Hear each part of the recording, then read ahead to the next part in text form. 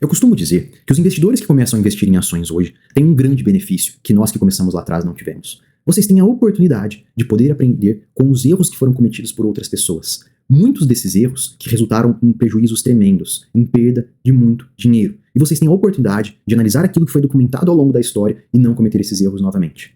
Munger e Buffett diziam que não importa que você encontre boas empresas para investir, é necessário também que essas boas empresas estejam em um bom momento de aporte. Ou seja, Munger e Buffett, além de Peter Lynch, criaram o que se conhece como conceito de preço. Um conceito extremamente negligenciado pela maioria dos investidores de hoje, mas que é extremamente importante. Nós vamos usar hoje a Ambev, uma das maiores empresas da Bolsa, como exemplo para estudar o conceito de preço, para que vocês parem de uma vez por todas de comprar empresas em mau momento, empresas sobreprecificadas e empresas caras. Para analisar isso, nós vamos praticamente ativar uma máquina do tempo e voltar aos fóruns, que não são muito comuns hoje, mas que eram comuns antigamente. Fóruns que nós fazíamos discussões e analisávamos juntamente a maioria das ações. Aqui nós temos um comentário que foi retirado por mim de um fórum que eu fazia parte, de um investidor que diz, aqui ele está se referindo às ações da Ambev, portanto a Ambev3, que no momento em que o mercado começar a devolver, aqui decola.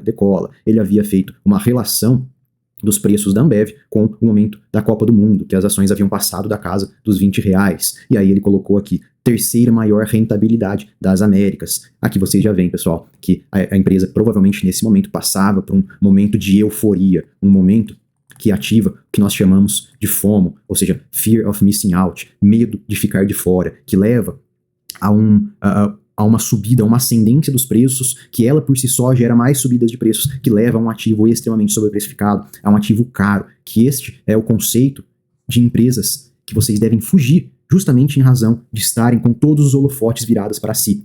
Sempre que essas empresas tiverem uma atenção do mercado além do que o normal, significa que provavelmente esses ativos estão entrando em um momento de euforia, em um momento de Fear of Missing Out. Aqui nós temos a classificação dele.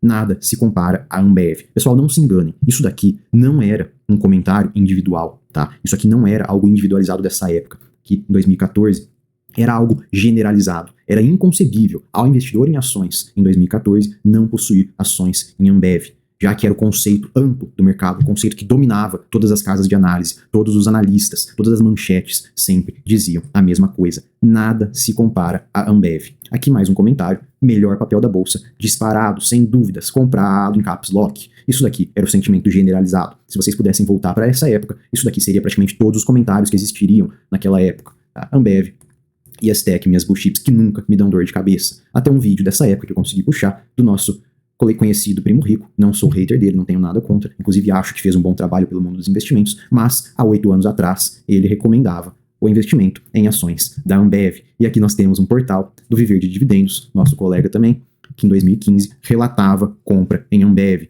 E aqui no final ele falava que a Ambev é o tipo de empresa que, se quiser comprar, não pode olhar o preço justo, ou seja, o que o nosso colega em 2015 falava. Esqueçam esse negócio de analisar preço. Ambev não se analisa preço. Ambev é o famoso compra e esquece. Fecha o olho e compra. Portanto, esse era o conceito. Esse era o sentimento generalizado no mercado ali por volta dos anos de 2014 e 2015. Aliás, até antes disso, tá, pessoal? A Ambev foi uma das empresas que teve uma dominância muito grande no mercado entre os anos de 2010 a 2018.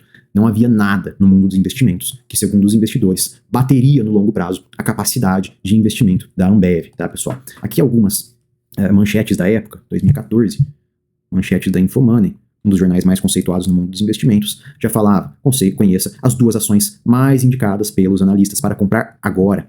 Claro, a Ambev sempre era uma delas.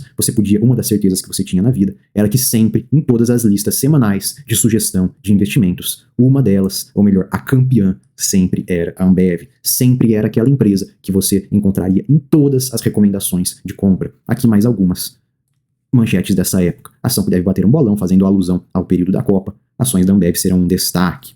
Mais uma vez, a Citi indica ações para ganhar renda de dividendos, recomendando a Ambev com um preço-alvo de R$18,23. E aqui no texto, eles falam que a Ambev é a maior empresa da Bolsa de Valores, a maior empresa da Bovespa. Isso não sei se para vocês é concebível, mas sim, a Ambev já foi uma empresa com o maior valor de mercado. Já teve valor de mercado maior do que o maior banco da América Latina, do que é o Itaú. Já teve valor de mercado maior do que a Petrobras, uma empresa que explora petróleo. Sim, uma empresa que vende cerveja. Já teve valor de mercado maior do que essas duas empresas. O que algo que parece inconcebível hoje já foi uma verdade absoluta no mercado. E ai de quem ousasse questionar o investimento em Ambev nessa época. Era louco, nos dizeres de hoje, né? É louco quem não tem.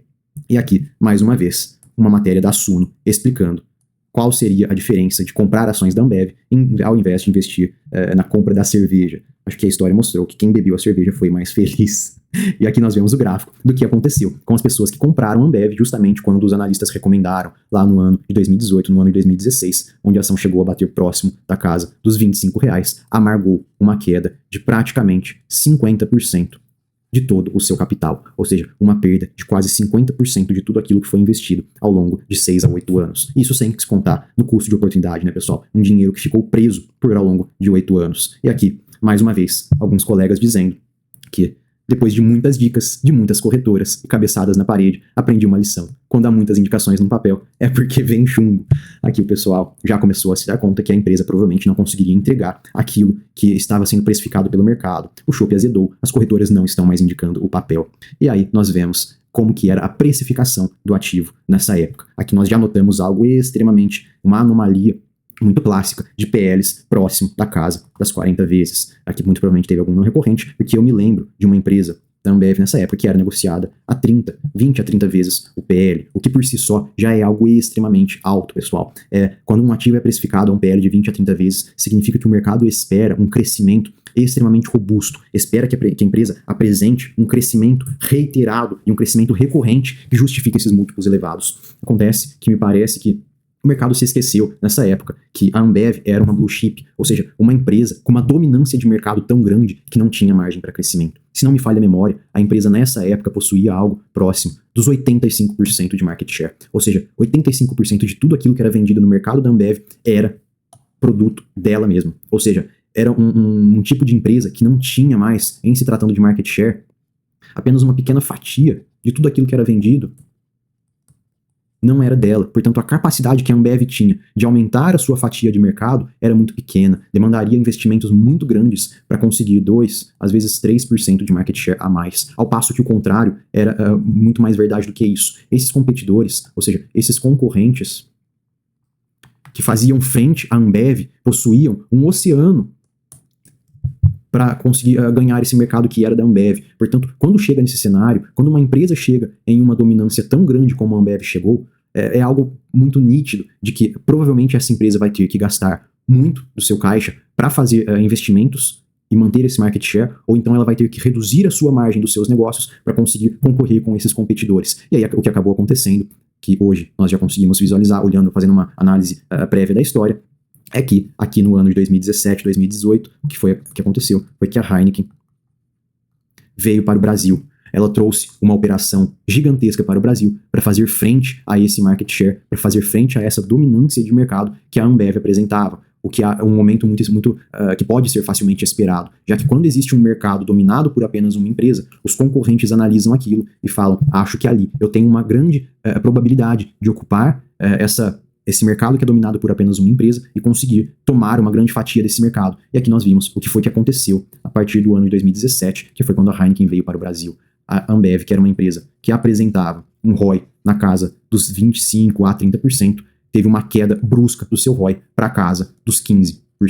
Ou seja, questão de um ano para o outro, ela começou a apresentar um ROI de metade daquele ROI que ela apresentava desde então. É claro que o que aconteceu foi que o mercado começou a reprecificar o ativo. Aliás, falando sobre ações de crescimento, eu recomendo que você veja o último vídeo que nós fizemos aqui no canal, que é um vídeo sobre VEG, que aborda de forma muito didática o conceito de empresas de crescimento. Então aqui nós vemos a margem que era apresentada pela Ambev antes da concorrência da Heineken, que era uma margem líquida próxima da casa dos 30%, ou seja, uma margem líquida extremamente razoável, uma margem líquida considerada boa, tá? No entanto, ela não possuía um competidor à altura. O que aconteceu depois que a Heineken veio para o Brasil é que a sua margem começou a afundar, chegando a apresentar uma margem líquida próxima da casa dos 16%, que é praticamente metade do que ela já teve capacidade de entregar, tá, pessoal? Isso nos leva aqui ao gráfico de receitas, que nós podemos verificar justamente aquilo que eu havia falado, que o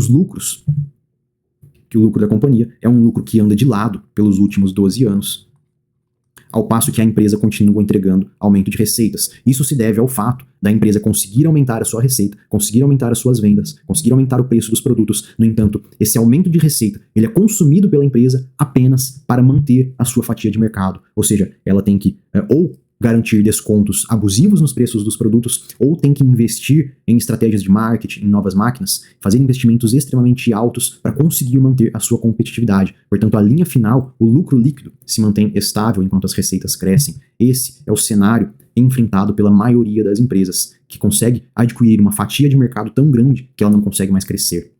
Se esqueceu o mercado em 2015, que a Ambev era uma empresa que dependia de consumo real, era uma empresa que dependia de consumo físico.